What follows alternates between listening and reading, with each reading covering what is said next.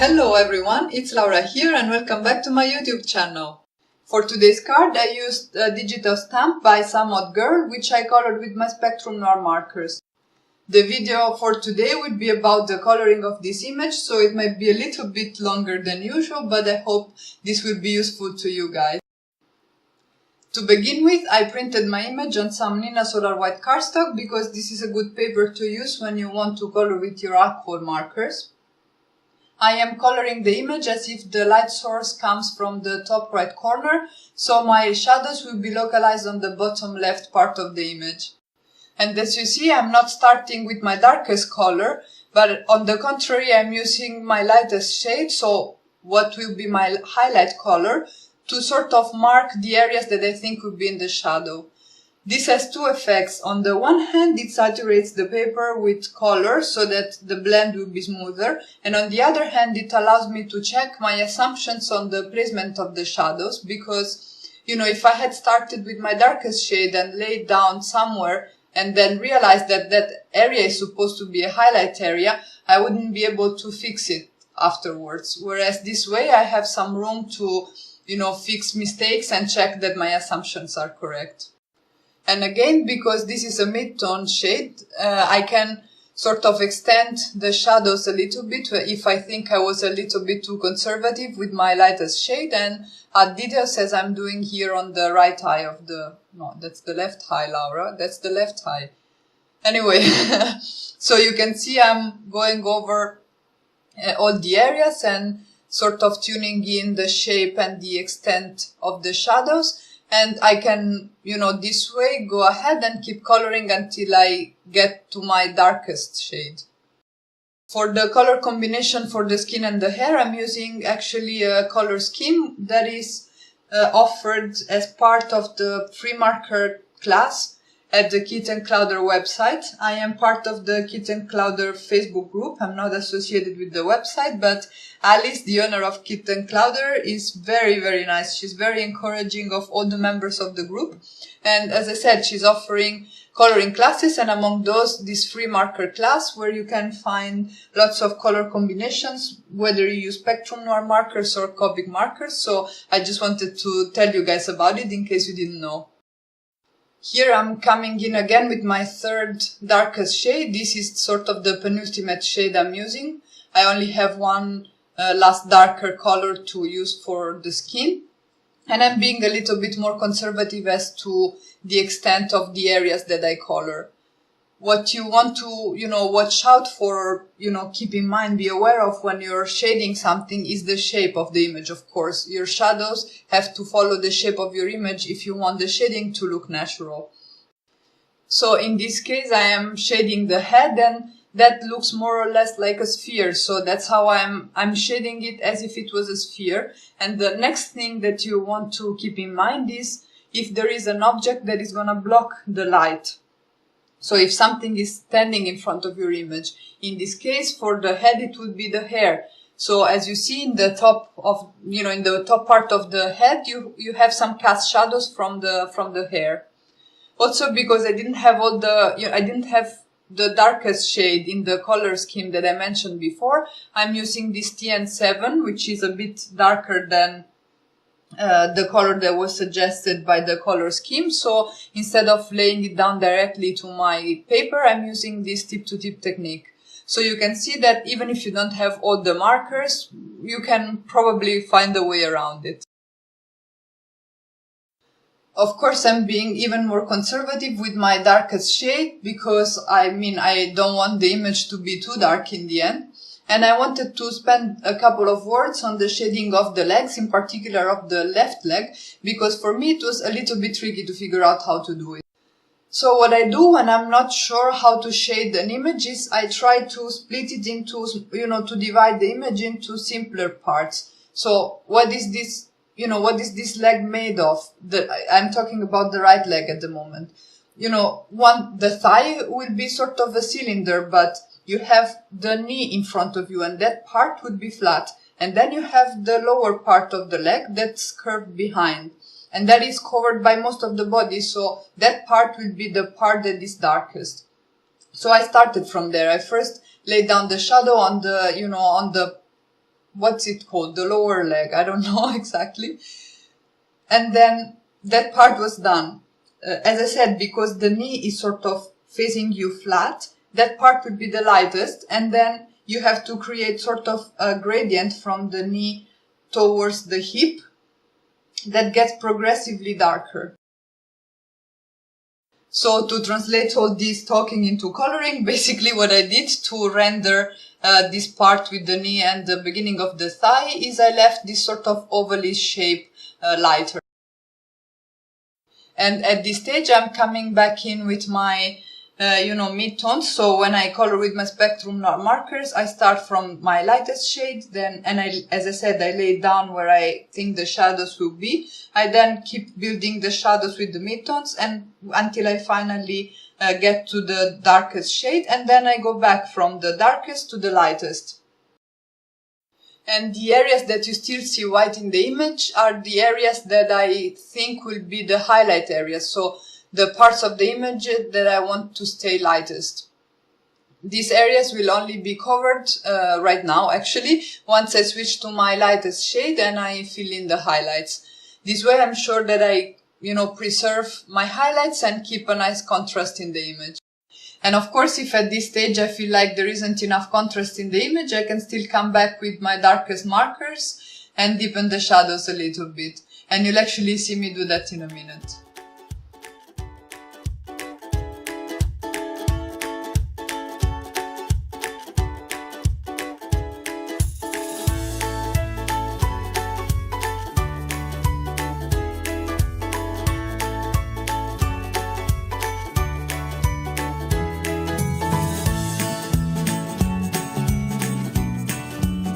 It's now time to color the hair, and I really hope what I've explained so far was useful and clear. And now the principle is the same. You start from your lightest, move towards your darkest color, and then back to lightest. In doing so, you limit the extent of the areas that you color with your markers as you move to progressively darker colors, and you try to follow the shape of your image when you lay down your color. The additional sort of piece of information that is relevant for the hair is that in order to achieve, the right texture for the hair, or a more realistic if you don't want to use the word right, is that you want to come in with strokes. So as you can see, I start here from the part where the hair starts from the head, and I move away from that with a light stroke. And I sort of lift the marker off the paper as I move towards the end of the stroke. Because this way I'm sure the end of the stroke is nice and clean. And you can see, so for the bangs, for example, I start from the part where the hair is attached to the head, I do the flicks, and I stop in the middle, because that is the highlight area. And because this, the bangs are sort of tapering down, I do the same from the bottom. So I go from the tip of the bangs towards the center, I lift off the marker at the end of the stroke, and I'm sure to leave that center area white because, again, I want to preserve my highlight. And by doing so, I achieve two things. On the one hand, I have the texture from the strokes, and on the other hand, I have the shape. I'm giving shape to the image. I'm creating dimension by distributing the shadows as I described before. And that's pretty much what I have to say for the hair part. I will now speed up the coloring process, and I hope it will still be, easy for you to understand what I'm doing. You will see me color the whole image because, I thought this video is about coloring, so I wanted to show the whole coloring process. Please let me know if you thought it's too much, if it's not interesting, or if it was not clear, and also if it was clear and interesting. Anyway, I'll come back to briefly tell you what I did to assemble my card once the coloring is over, but I promise that part will be very quick because I kept the layout very simple for this card. Catch you guys later.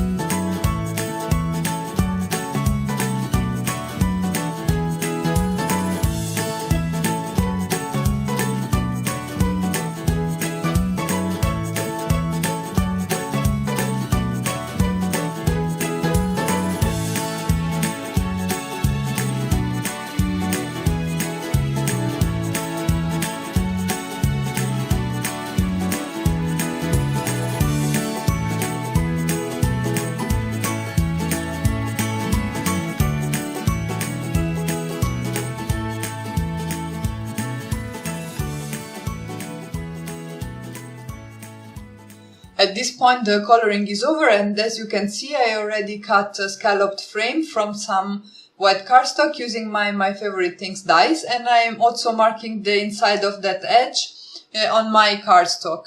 I will trim off the cardstock to the marked size using my Tonic Studios guillotine trimmer, but as you can see I did not cut the bottom, and that's because my image is a little bit too big for that frame, but I decided to spin this sort of to my advantage. So I'm using a craft knife to trim the excess and some scissors to cut down the contour of that gloves, because I decided I'll have them hang off the frame to add a little bit of interest to a card that otherwise has a very simple layout. I can now glue everything to my A2 card base, and for some added interest I decided to offset the frame and inner portion, the part with the image, a little bit, and I used some washi tape to keep them in place while I was applying my glue. The stamp with the sentiment is from Create a Smile Stamps, and I thought it was really perfect because to me when I plant a seed and then I see a plant coming out of it, feels a bit like magic. And that's it. That's my card for today. I hope you guys enjoyed this video and you found it useful. If so, please let me know in the comments below. You can also check out my blog for the full list of supplies, and I hope I'll be back soon with another video. Ciao!